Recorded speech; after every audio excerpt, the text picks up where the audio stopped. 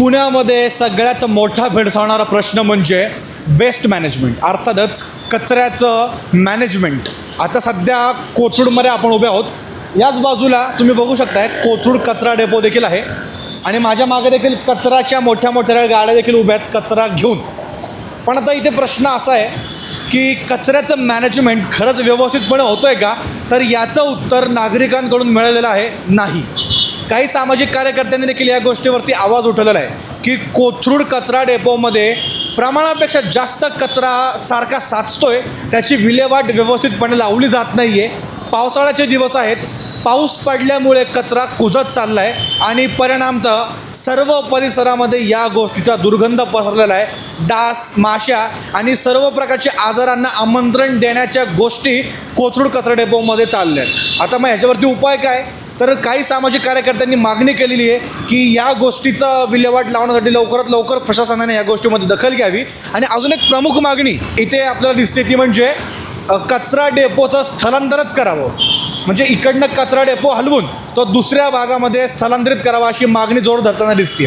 खरं तर तसं बघायला गेलं तर जेव्हापासून मेट्रोचं काम चालू होतं, खरं तर त्याच वेळेस या डेपोचं स्थलांतरण होणं अपेक्षित होतं, परंतु तसं अद्यापपर्यंत झालेलं नाही आहे. आता खरंच स्थलांतर होणार किंवा या इथे जो काही कचरा प्रोड्यूस होतो आहे त्याच्यावरती कुठल्या पद्धतीने प्रशासन काम करणार हे येणारं काळच सांगेल. परंतु आता जास्त करून प्रॉब्लेम नागरिकांना काय होतो आहे, पावसाळ्याचे दिवस आहेत, वाहत पाणी रोडपर्यंत येतं. तसं बघायला गेलं तर पण तो उंचवट्यावरती आहे हा डेपो आहे.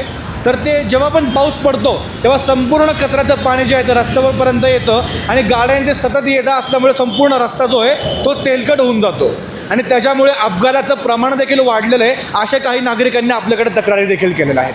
आता या गोष्टीमुळे तसं बघायला गेलं तर हा कचरा डेपो पुन्हा एकदा वादाच्या भोरात सापडलेला आहे. आणि बऱ्याच वेळा असं होतं की आजूबाजूचे जे काही कचरा स्टेशन असेल, कचरा डेपो असतील, त्यांनी कचरा स्वीकारणं बंद केल्यानंतर संपूर्ण बोजा जो आहे, संपूर्ण भार जो आहे तो या कचरा डेपोवरती येऊन पडतो आणि परिणामतः असं होतं की अपेक्षेपेक्षा जास्त आणि नियोजनापेक्षा जास्त कचरा इथे साचला जातो आणि त्याच्यावरती प्रक्रिया केली जात नसल्याचा आरोप देखील यावेळेस करण्यात आलेला आहे.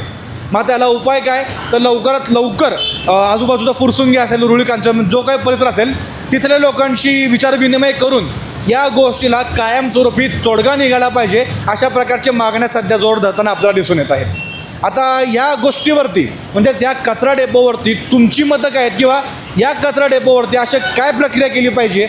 अजून एक मागणी आपल्याला दिसते ती म्हणजे की कीटकनाशक असतील किंवा दुर्गंधी येऊ नये यासाठी देखील प्रणाली राबवाव्या, अशा प्रकारच्या मागण्या जोर धरताना आपण बघू शकतो आहे. आता या कचरा डेपोच्या अजून काय समस्या तुम्हाला भेडसावतात का, आम्हाला कमेंट्सच्या माध्यमातून कळवायला विसरू नका.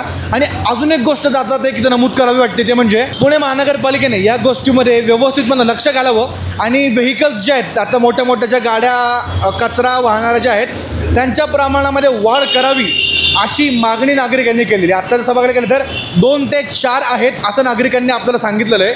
त्याची वाढ करून ते कमीत कमी 7 ते 8 किंवा 10पर्यंत तरी करावं, जेणेकरून मॅनेजमेंट व्यवस्थित होईल असं देखील नागरिकांचं म्हणणं आहे. आता या गोष्टीवर तुमची मतं कळवायला विसरू नका आणि सरकारने किंवा प्रशासनाने या गोष्टीला आळा घालण्यासाठी कुठली पावलं तुमच्या मताने नोंदवली पाहिजेत हे आम्हाला कमेंट्सद्वारे कळवायला विसरू नका. आणि पाहत राहा पुणे लोक. मी अंशु काशीद.